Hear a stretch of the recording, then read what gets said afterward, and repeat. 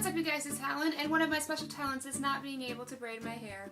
As you can see, I'm home for the summer, which means I have a lot of free time to do this. However,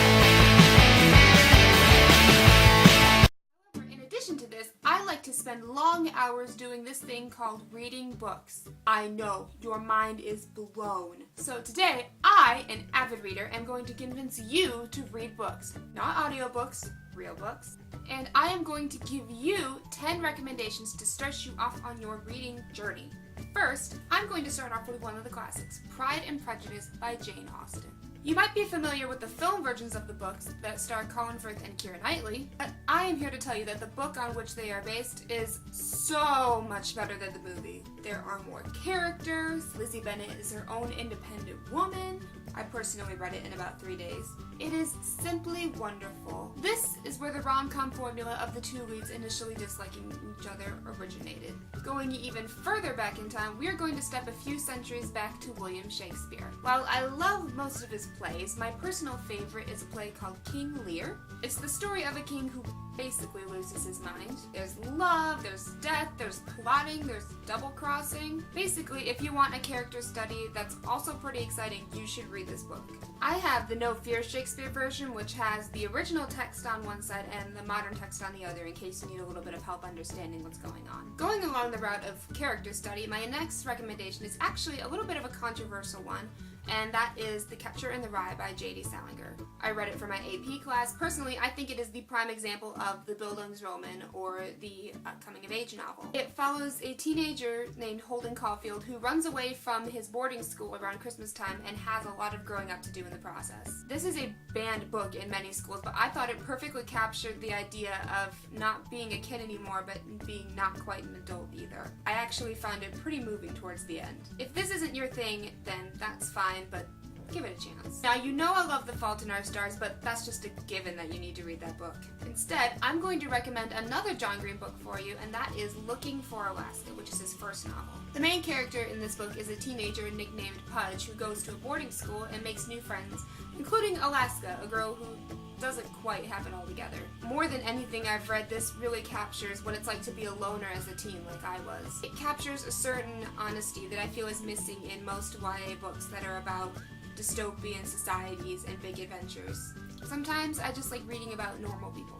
And from that, I want to jump to a land of fantasy.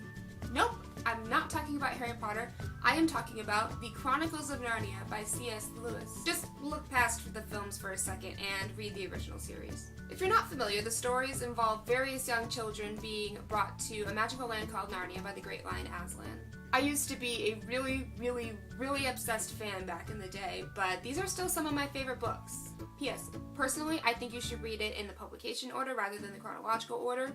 I will put that in the description below. Another children's series that I think you should read is The Series of Unfortunate Events by Lemony Snicket. I read these when I was in middle school, and I actually reread a couple of them not too long ago. As you can guess, they're not the most uplifting children's book, but there is some brilliant dark comedy and mystery in it that I think still holds up. There's 13 books in total, of course, and they are pretty quick reads, so if you have a bit of free time, pick them up, you'll enjoy it. The next book I'm going to recommend is a book called Mandy by Julie Andrews Edwards. Yes, that Julie Andrews, as in Mary Poppins Julie Andrews. She's also a pretty good author. This book is about a young orphan named Mandy who escapes from her orphanage and finds a small cottage in the woods. I like it because I think we can all relate to wanting to find a place of our own. It's a good book, I think, for any age, and it's really well written, so you should definitely check this out. Another fantastic story of trying to find your place in the world is the novel Chasing Redbird by Sharon Creech. A lot of people see this as a companion novel to Sharon Creech's other book, Walk Two Moons, but I think it's a good standalone novel in its own right. It's about a girl named Zinnie Taylor who finds a trail in her backyard and decides to dedicate her entire summer to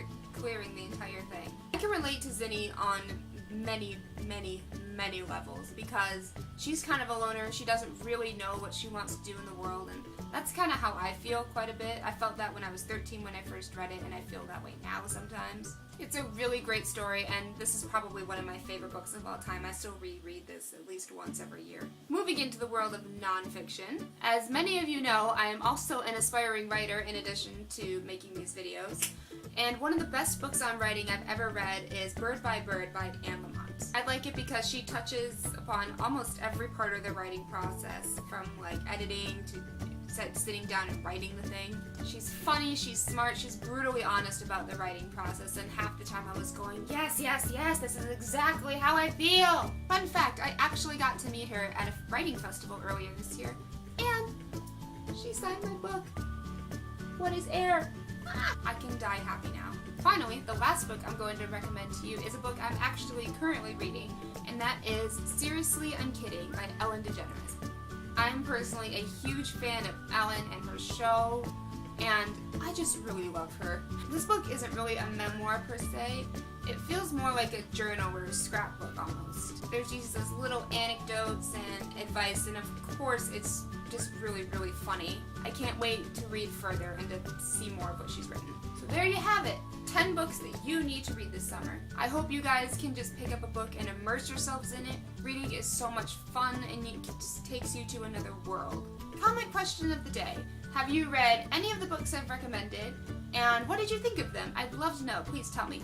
Always remember to subscribe here to my main channel and also to my second channel where I'll be doing more vloggity vlog stuff. Follow me on Twitter and Instagram to find out what I'm like when I'm not on camera. I love you all. Remember to keep living awesome lives, and I will see you soon. Bye!